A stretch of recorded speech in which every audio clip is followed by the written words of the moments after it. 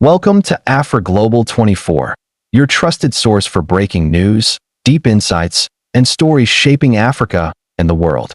Stay informed, stay connected, and experience the news that matters. Right here, 24/7. Across the heart of Africa, something unprecedented has taken shape. A geopolitical earthquake so powerful that it has forced the world's biggest superpowers to rethink everything they thought they controlled. It began quietly, with isolated coups in corners of the Sahel that Western analysts dismissed as temporary instability. But what followed was unlike anything Africa had ever witnessed, or anything the world ever expected. 7 nations, once separated by borders drawn in European capitals, are now voluntarily aligning around a new vision of sovereignty, independence, and military cooperation. This alliance is not democratic, not Western-backed, and not built inside the traditional halls of global diplomacy. Instead, it was forged in army barracks, on dusty streets, and in late-night crisis meetings as African leaders rejected the world order imposed on them for more than a century. This story is not about coups alone. It is about what happened after them. The moment military leaders realized they could work together, defend one another, and form a unified front against foreign exploitation. It is a story of gold, uranium, rare earth metals, and the economic leverage these nations finally decided to use.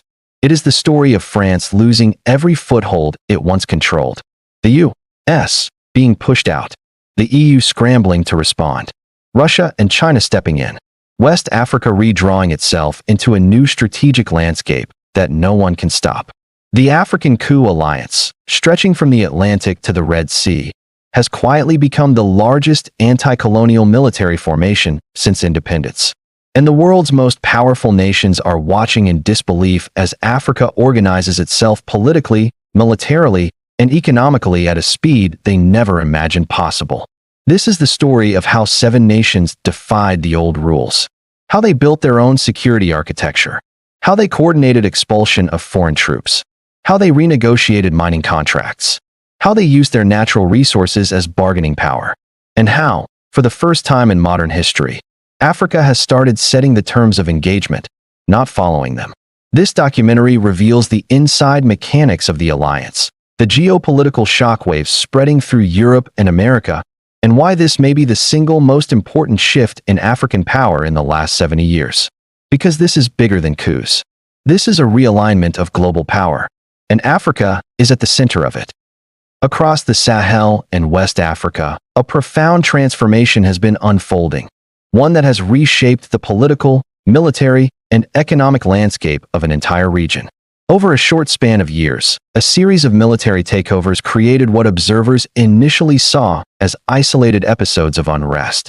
But over time, these individual ruptures began to converge into a coordinated structure, an emerging alliance of military-led nations determined to reclaim control over their territories, their natural resources, and their destinies. Today, this formation, known informally as the African Coup Alliance, stretches across 7 nations that share a common set of circumstances and a unified worldview. Their rise has challenged Western influence more deeply than any collective movement in recent African history. The story begins in the Sahel, a region long burdened by violent extremism, chronic instability, and heavy dependence on foreign security missions. For decades, international interventions shaped local politics. French troops operated across multiple borders. American drone bases monitored the desert from the air. The European Union funded training missions with mixed results. Despite these efforts, security conditions worsened, giving rise to frustration among local populations.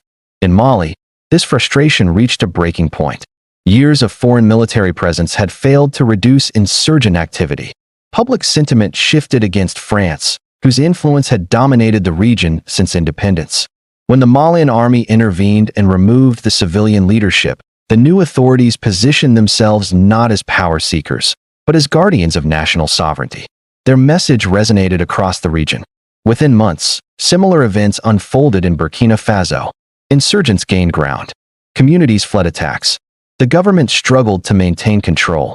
Young officers argued that foreign partners were not providing effective support and that national forces had been weakened by years of dependency. The coup in Burkina Faso was met with widespread domestic approval. Crowds filled the streets, waving both national flags and Russian flags, a signal that the population sought alternatives to Western alignment. Then came Niger, a strategic anchor for Western operations in the Sahel. The removal of President Mohamed Bazoum shocked Washington, Paris, and Brussels.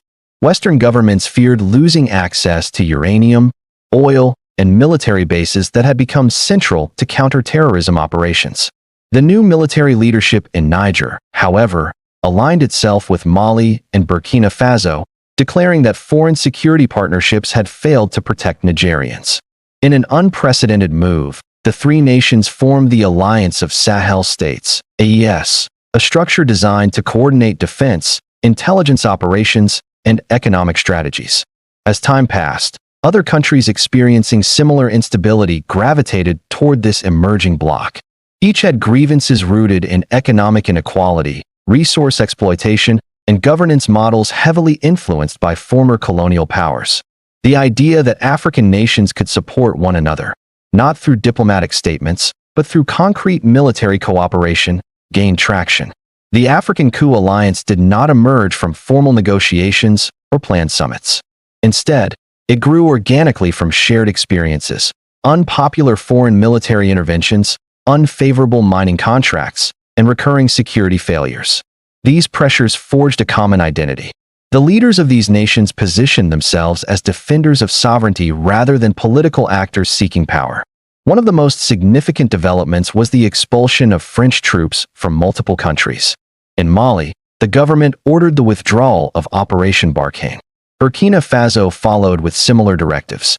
Niger eventually demanded that all foreign military personnel leave its territory. These decisions marked a dramatic rupture with the long-standing security arrangements that had defined Franco-African relations for decades. For France, whose influence had already been declining, the simultaneous loss of multiple strategic positions represented one of the greatest geopolitical setbacks in its modern history. Russia saw an opportunity to expand its presence. China, already Africa's largest trading partner, recognized the strategic depth of the alliance. Meanwhile, Western nations attempted to recalibrate their response. Economic sanctions were imposed. Development aid was reduced or suspended. Regional bodies such as ECOWAS applied pressure, threatening military intervention in Niger. But instead of isolating the military governments, these actions pushed them closer together. The alliance strengthened. Within the alliance, natural resources became a focal point. Mali and Niger possess vast uranium reserves essential to global nuclear energy production. Burkina Faso holds gold resources that serve as a major pillar of the international market. Other member states control strategic agricultural, mineral, and energy deposits. Individually, these nations held leverage. United, their leverage multiplied. The alliance began to renegotiate mining contracts, halting certain exports, revising royalty terms, and demanding that foreign companies respect national interests. These moves created tension with European partners, many of whom relied heavily on resources from the region. At the same time, the shift signaled a new era in African governance, one in which the continent was more willing to assert control over its assets. Security cooperation also deepened. Joint military exercises were announced. Border patrols were coordinated. Intelligence sharing increased.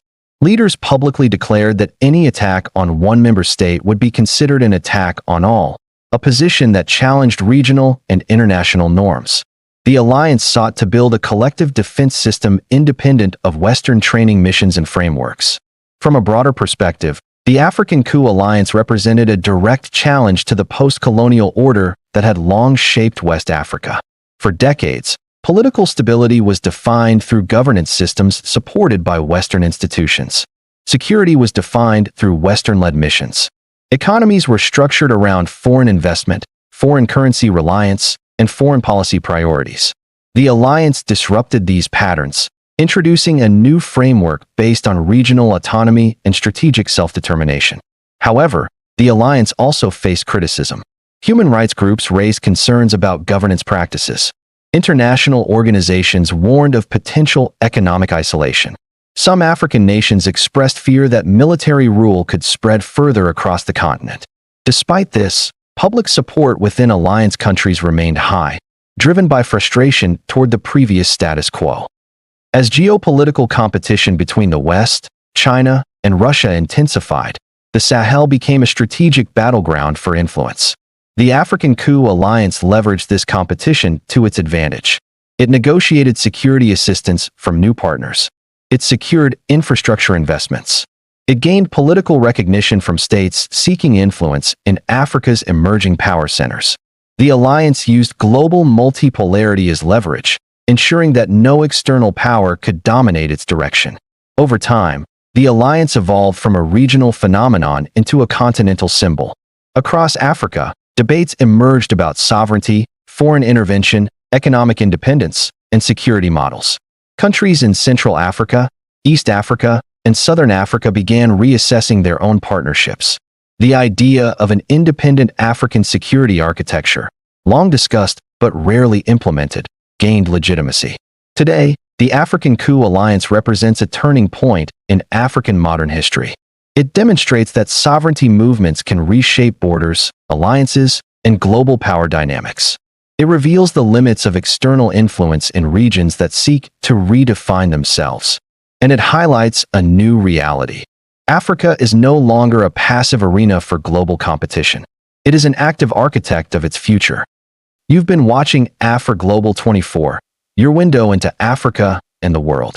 If you found this video informative, don't forget to like, share, and subscribe to stay updated on the latest stories shaping our continent and beyond.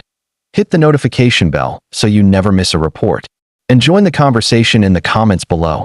Until next time, this is AfriGlobal 24, bringing Africa closer to the globe 24 hours a day.